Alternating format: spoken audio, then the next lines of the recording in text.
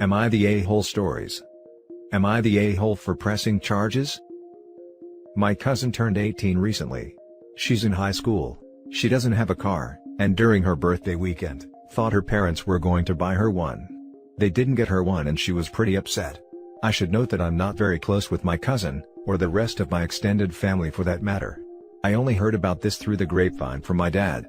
Anyway, my cousin texts me on the Friday before her birthday, asking if she can take my car. I just leased a new Ford Escape, to the mall, and then for an out-of-town road trip with her friends over the weekend. I tell her no. She begs and pleads with me. I tell her no again. My car is for me to drive and for me only. If she wants her own car, she can save up and buy one. She calls me a witch and says that I ruined her birthday, and that she's embarrassed because her friends think she got a car for her birthday, and she doesn't have one. I don't respond to her and think nothing of it. The weekend comes and I sleep in very late on that Saturday, waking up at 1 p.m.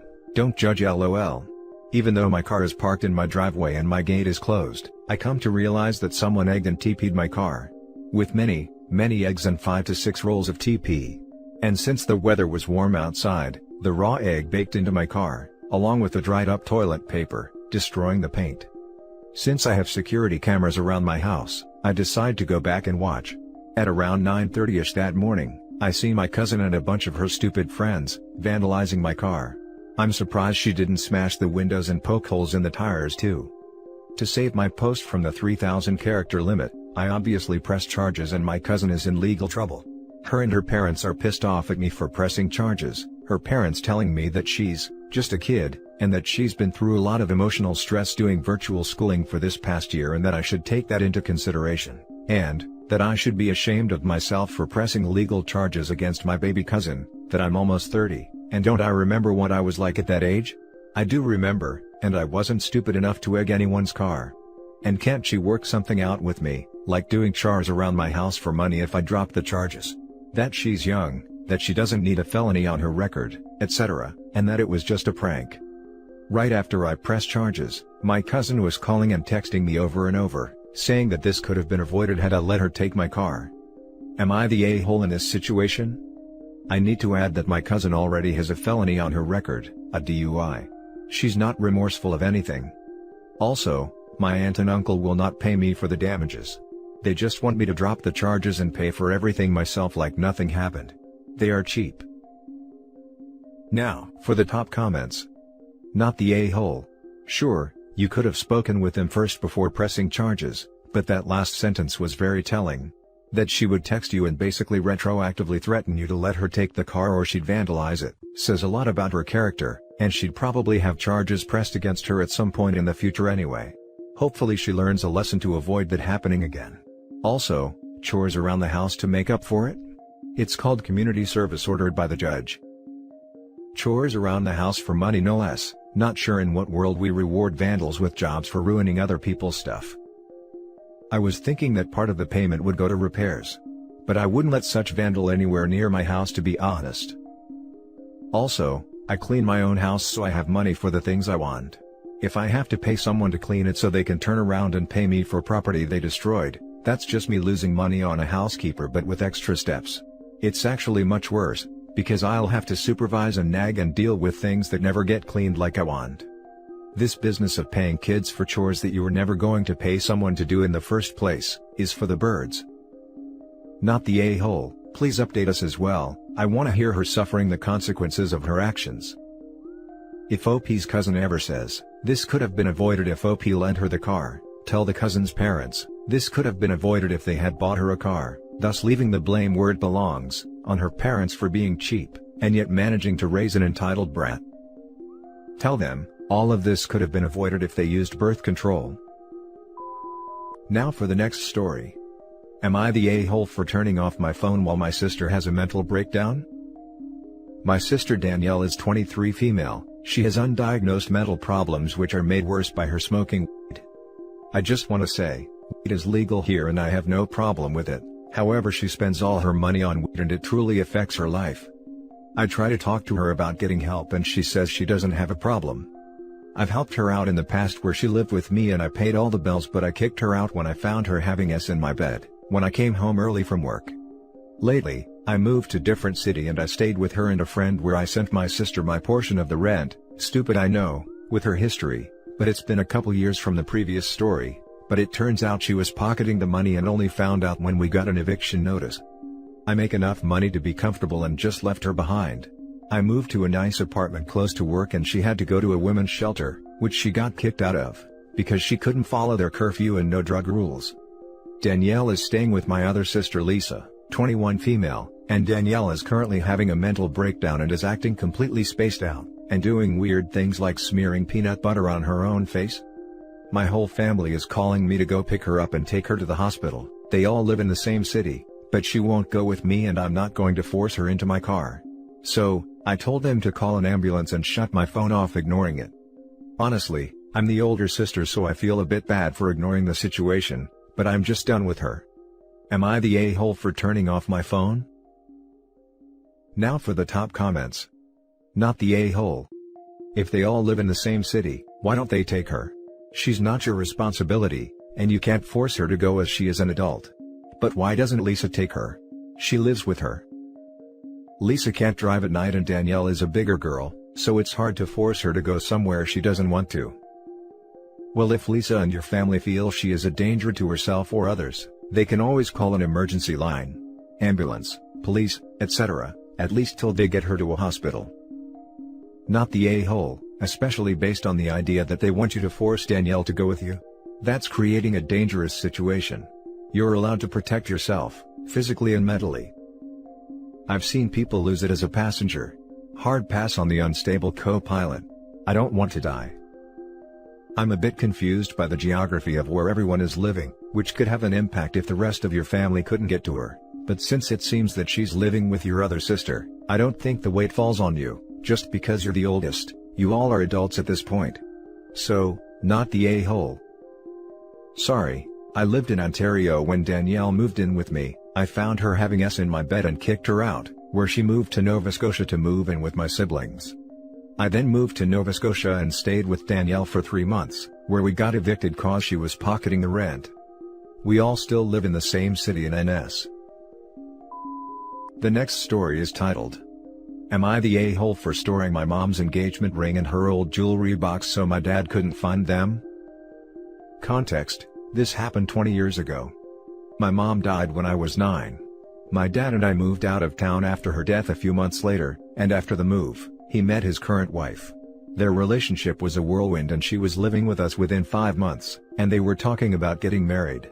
My dad's wife expressed interest in my mom's engagement ring at the time. My dad was open to her having it and asked me if I would give it for them to use. I said no. He was disappointed, and said it would be a way of tying her to our family. I was so afraid he would use it or sell the jewelry box that my mom owned, that's technically an antique, that when my grandparents came to see me, I asked them to hold on to both so she couldn't get them. This is where I mentioned that both were from my mom's side of the family. My grandma gave my dad the ring, to give to my mom when they were getting engaged, and she left it to me in her will. My grandparents were originally going to keep them safe for me as instructed, but I wanted them with me and so they let me keep them. I just went with the original instructions because I did not want them being given to my dad's new wife, or sold to buy her a ring. My dad was upset at me about the ring, but didn't know about the jewelry box. I lied, and said we must have left it behind, which after getting annoyed about and tearing the house apart, he accepted it as fact. They found out about it about 5 years ago. He was annoyed, his wife was pissed, and the relationship that was already strained became even more awkward. My dad brought it up again a few weeks ago, because he heard my daughter talk about how we all use the jewelry box to store our precious things inside of it.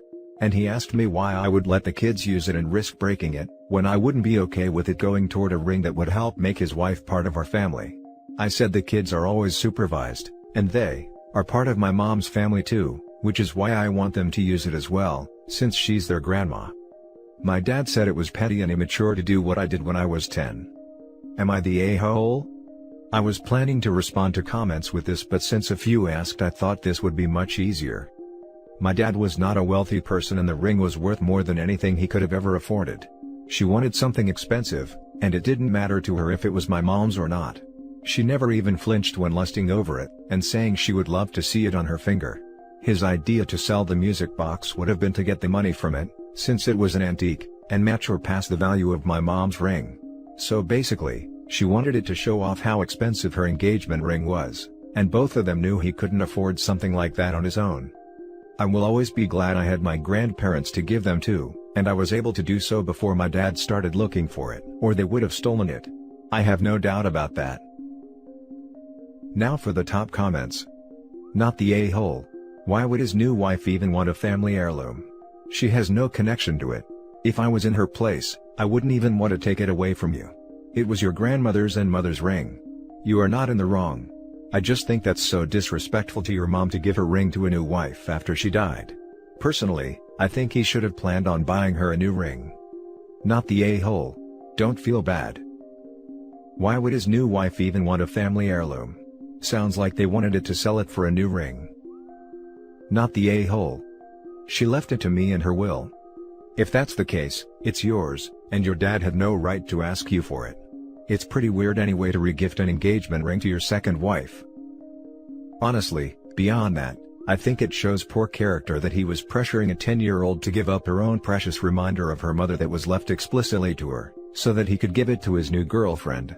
I would call that a really inappropriate attempt to use parental authority to steal something that didn't belong to him. I think OP made the right move. Now for the last story. Am I the a-hole for telling my sister she needs to tell my niece where babies come from before a disaster happens? About a week ago, my daughter, 8, came to my husband and I and asked how come her, female, guinea pig couldn't have babies, and that her friend's guinea pig, friend has a male and a female, had some. Well, husband and I looked at each other and figured it was time, so daughter got the talk.